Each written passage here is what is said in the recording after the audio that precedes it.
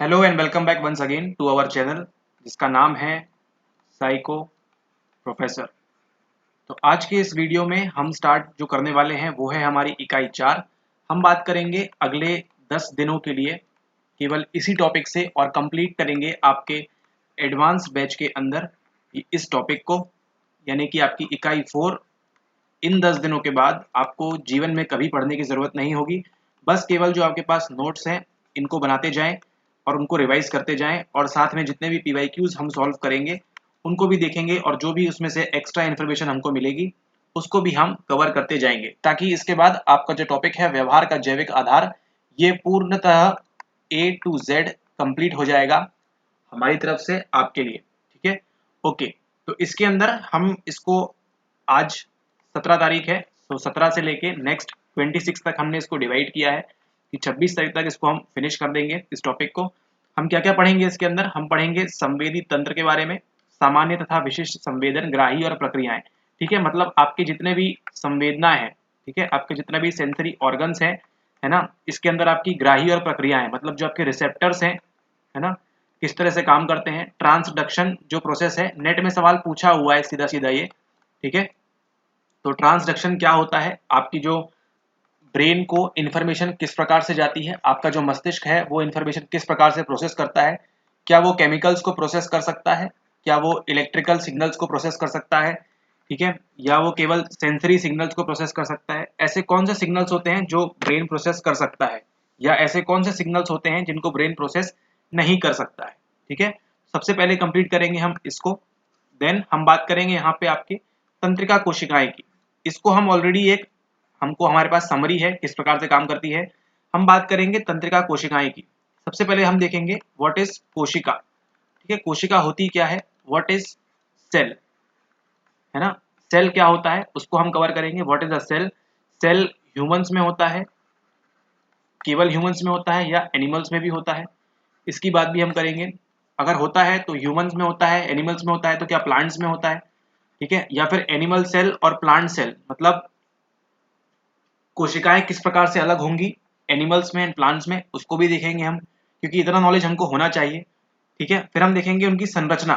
फिर हम जब इस सेल को कंप्लीट करेंगे उसके बाद हम कहाँ पहुंचेंगे, उसके बाद हम पहुंचेंगे हमारी तंत्रिका कोशिकाओं के ऊपर, कि क्यों हमारा जो ब्रेन है, हमारा जो मस्तिष्क है, वहां पे जो भी एनर्जी ने जिसने भी हमको क्रिएट किया है, जो भी हमारा क्रिएटर है, ठीक है, जो भी हमारा क्रिएटर रहा है, उसने ब्रेन में वो वाले सेल क्यों नहीं दिए जो हमारे पूरे बॉडी में है ना, उसने तंत्रिका न्यूरॉन अलग से क्यों बनाया, क्यों उसकी जरूरत पड़ी उसको अलग से बनाने के लिए। तो जब कोई चीज अलग से है तो वो अलग से काम भी करेगी, है ना, उसका इफेक्ट भी अलग होंगे, तो उसकी हम बात करेंगे। संरचना देखेंगे किस प्रकार से होती है, क्या वो सेल इस प्रकार का होता है, क्या वो सेल इस प्रकार का होता है, ठीक है, या इस प्रकार का सेल होता है, किस प्रकार का सेल होता है, किस प्रकार की कोशिका होती है वो। ऑलरेडी इसको हम देख चुके हैं प्रीवियस लेक्चर्स में, क्या इस प्रकार का सेल होगा या फिर वो इस प्रकार का सेल होगा। अलग अलग प्रकार के cell, types of cell already हम देख चुके हैं प्रकार के अंदर। तो लेकिन हम बात करेंगे यहाँ पे तंत्रिका कोशिकाओं से संबंधित कि न्यूरॉन सेल में के अंदर और क्या क्या होता है। फिर बात करेंगे हम तंत्रिकीय आवेग, ठीक है, किस प्रकार का आवेग होता है वो भी देखेंगे हम। अंतर्ग्रथनी संचरण ये क्या होता है, और तंत्रिकीय संचारक ये किस प्रकार से मेनली आपके न्यूरॉन से संबंधित जितना भी आपका सिस्टम है, तंत्रिका कोशिकाएं, नर्वस सिस्टम, जितना भी है आपका न्यूरॉन सिस्टम, उसको हम पूरी तरह से कंप्लीट पढ़ेंगे, ताकि आपका इस टॉपिक में से कोई भी सवाल इन दो टॉपिक में से नहीं छूटे। ठीक है, देन आगे हम बढ़ेंगे, आगे हम करेंगे यहाँ पे आपका CNS PNS एक्टिव हो जाएगा, है ना, केंद्रीय तथा परिधीय तंत्रिका तंत्र। ठीक है, केंद्रीय क्या होता है, आपका सेंट्रल, ठीक है, मतलब आपका जो CNS है इसके अंदर क्या दो चीजें कंसिस्ट होती हैं, नीचे आप कमेंट कर सकते हैं CNS के अंदर दो इंपॉर्टेंट चीजें क्या हैं। फिर हम बात करेंगे परिधि की। परिधि क्या होती है, एक प्रकार की बाउंड्री कह सकते हैं हम, परिधि, है ना, परिधि तंत्रिका तंत्र ये किस प्रकार से, मतलब आपका जो CNS है और ये जो परिधीय है ये किस प्रकार से अलग अलग होता है, अलग अलग होता है तो क्या अलग अलग फंक्शन होते हैं, इतनी डिटेलिंग में हम बात करेंगे आपके इस बैच के अंदर। ऑलराइट, फिर हम बात करेंगे CNS की संरचना और परिधि तंत्रिका तंत्र की संरचना और उनके कार्य। फिर हम बात करेंगे तंत्रिकीय सुघट्यता की। फिर हम यहाँ बात करेंगे शरीर क्रियात्मक मनोविज्ञान की विधियां। ठीक है, अब क्या आ गई है यहाँ पे, मनोविज्ञान की विधियां आ गई हैं। ठीक है, इसमें कौन कौन सी हैं, दो मेनली हमको पढ़नी है, दो मेनली कौन सी है, एक है इन्वेसिव विधियां, इन्वेसिव विधियां है, और दूसरी कौन सी है, दूसरी है गैर इन्वेसिव। ठीक है, अब देखिए यहाँ पे जो इन्वेसिव लिखा हुआ है इनके पास क्या नहीं था, इसको ये हिंदी में ट्रांसलेट नहीं कर सके।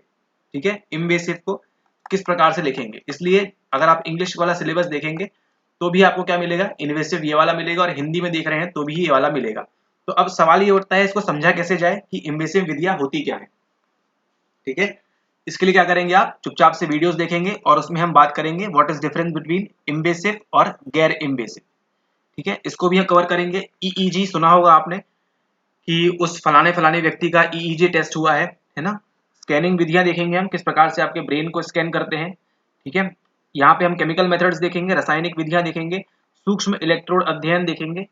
कुछ टॉपिक इसमें ऐसे हैं जो ज्यादा इंपॉर्टेंट नहीं है बट फिर भी उनको हम कवर करेंगे, क्योंकि आपका यूनिट 4 इतनी तगड़ी तरीके से पक्का किया जाएगा कि आपको इसमें से कोई भी सवाल होगा आप उसको आंखें बंद करके उसको सॉल्व कर लेंगे, क्योंकि ये इंपॉर्टेंट टॉपिक है। 7 से 8 सवाल आपको इसके अंदर देखने को मिलते हैं, तो इसको हम ग्रांटेड नहीं ले सकते। ठीक है, ओके। फिर हम बात करेंगे इसी के बाद आपकी पेशी एवं ग्रंथि तंत्र के बारे में। पेशी एवं ग्रंथि तंत्र, उसके प्रकार और कार्य क्या क्या होते हैं। अगला हमारे पास आता है यहाँ पे अभिप्रेरण। ठीक है, अभिप्रेरण, आपका अभिप्रेरण भी क्या है, आपका मोटिवेशन है। अभिप्रेरणा भी क्या है, आपका मोटिवेशन है। प्रेरणा क्या है, वो भी आपका मोटिवेशन है। ठीक है, तो हिंदी और अंग्रेजी के शब्दों में ना फंसे। ठीक है, ये मान के चलिए आपको अंग्रेजी के शब्दों का अध्ययन करना पड़ेगा।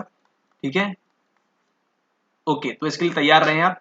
जितने भी अंग्रेजी के शब्द हैं उनको आप मान के चलिए, अगर आप हिंदी माध्यम से हैं तो आपको अंग्रेजी के शब्द आना बहुत बहुत जरूरी है।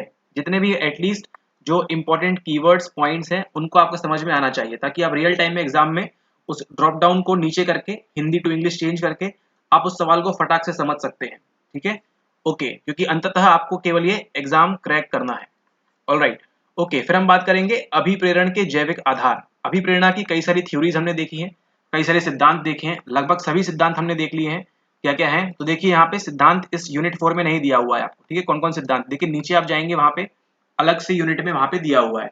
तो ऑलरेडी हमने वहां से मनोविज्ञान के जो सिद्धांत हैं उनको हमने एक समराइज वे में कवर कर लिया है।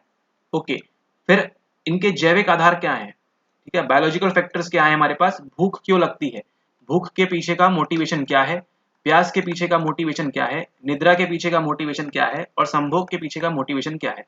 इसमें आपका जो एक स्टेज होती है एक्साइटमेंट, प्लेटू, वो सब जो एक निमोनिक बनाया था हमने, वो भी आपका इसी से संबंधित है, तो उसको भी कवर करेंगे हम। चूंकि आपको नीचे दिया हुआ है तो वहां नीचे देखेंगे हम, लेकिन मेन देखेंगे कि हमको मोटिवेट क्या करता है। ठीक है, नीड साइकिल हमने देखा क्या है वो, NDA। ठीक है ना, GAR, नीड होगी, ड्राइव होगा, अराउजल होगा, गोल ओरिएंटेड होगा, अचीवमेंट होगा, एंड देन अगेन नीड हो सकती है। ठीक है, ओके, फिर हम इसके बाद देखेंगे आनुवंशिकता तथा व्यवहार। आपका जो जीन्स है ना, अगर कोई जुड़वा बच्चे हैं या कोई अडॉप्टेड बच्चे हैं तो उसके बीच किस प्रकार से जीन्स सेम रहते हैं, अलग रहते हैं, तो क्या व्यवहार में फर्क पड़ता है, उसको भी हमको कवर करना है। इसमें से भी आपको 1-2 सवाल देखने मिले हैं लास्ट ईयर तक। ठीक है, फिर हम देखेंगे गुणसूत्रीय विसंगतताएं। आइडियली क्या होना चाहिए, XX XY, लेकिन कभी कभी क्या होता है, ये जो क्रोमोसोम्स हैं, ये सॉरी जो जीन्स हैं आपके, ये क्या होते हैं, ये अलग अलग हो जाते हैं। गुणसूत्र में क्या हो जाती है, आपकी विसंगतता आ जाती है। ठीक है, संगत की बजाय क्या हो जाते हैं आप, विसंगत हो जाते हैं। गलत क्रोमोसोम्स का आना जाना है ना, गुणसूत्र में कुछ बदलाव किस प्रकार से विसंगताएं पैदा करते हैं, उनको हम देखेंगे। साथ ही साथ हम देखेंगे प्रकृति का और पालन, पोषण वाद विवाद। ठीक है, प्रकृति पालन और पोषण का वाद विवाद क्या चल रहा है, मतलब आपका जो नेचर एंड नर्चर का जो कंसेप्ट है उसके बीच क्या डिफिकल्टी आ रही है, क्या कंट्रोवर्सी है, उसको भी कवर करेंगे। नेचर नर्चर की बात करें, ये कनेक्ट होता है आपके यूनिट 1 से। ठीक है, जहाँ पे आप पढ़ते हैं नेचर और नर्चर को भी। इसी के साथ आपको देखिए यहाँ दिया हुआ है ट्विन स्टडीज। ठीक है, ट्विन स्टडीज यहाँ दिया हुआ है और अडॉप्शन स्टडीज दिया हुआ है। यहाँ वो चाहते तो क्या दे सकते थे, जुड़वा अध्ययन दे सकते थे। ठीक है, लेकिन NTA है, आपको अपनी सूझबूझ से के साथ काम करना होगा। और यहाँ पे क्या दिया हुआ है, एडॉप्शन स्टडीज। ठीक है, तो जो एडॉप्शन स्टडीज और यहाँ ट्विन स्टडीज की गई हैं उनके बारे में हम बात करेंगे। ठीक है, उनको भी हमको देखना है, और इसमें से भी आपको ट्विन स्टडीज में से आपको यूनिट 2 में से भी सवाल पूछा जा सकता है, जो आपकी रिसर्च मेथड्स हैं वहां से भी, और यूनिट 4 में से भी आपको सवाल बना के दिया जा सकता है। ठीक है, क्योंकि अगर मान लीजिए कोई जुड़वा बच्चों के ऊपर स्टडी हो रही है तो वहां पे किस प्रकार का हाइपोथेसिस फॉर्म होगा और वो सब चीजें इसके अंदर आपको सीखनी पड़ेंगी। ठीक है, लेकिन हम बात करेंगे केवल यूनिट 4 में जितना हमारा संबंधित है ट्विन स्टडीज और अडॉप्शन स्टडीज के बारे में। ऑलराइट, ओके, तो ये था आपका नेक्स्ट 10 डेज का प्रोग्राम। अगले 10 दिन में आपको इतनी सारी चीजें पढ़नी है, एक एक बेसिक डिटेलिंग के साथ। ठीक है, तो आपको दिख रहा होगा जिस प्रकार से ये क्या था, ये है इल्यूजन। ठीक है, ये था भ्रम। हमको इस तरह से नहीं आना है, हमको ऐसे चलेंगे हम। ठीक है, हम चलेंगे स्टेप बाय स्टेप। सबसे पहले हम एक चीज सॉल्व करेंगे, देन सेकंड, थर्ड, सीडी बाय सीडी हम चढ़ते जाएंगे, एंड देन यहाँ पहुंचते पहुंचते आपका सारे टॉपिक्स यूनिट 4 से संबंधित सभी चीजें क्लियर हो जाएंगी। ऑलराइट, ओके, तो मिलते हैं आपसे नेक्स्ट वीडियो में। अगले वीडियो में हम स्टार्ट करेंगे सीधा सेल के साथ। सेल के बारे में हम बात करेंगे, व्हाट इज सेल। ऑलरेडी आपने वीडियो देखा हुआ है तो अच्छी बात है, आपका एक बार फिर से रिवाइज हो जाएगा। नहीं देखा है तो जाके इसको देख लीजिए एक बार, ताकि आपका जब इसमें हम कवर करें फटाफट तो आपका क्या हो, एक बार रिवीजन हो जाए। ठीक है, कि व्हाट इज सेल। एंड अगले वीडियो में मिलते हैं आपसे। Thank you and have a nice day ahead.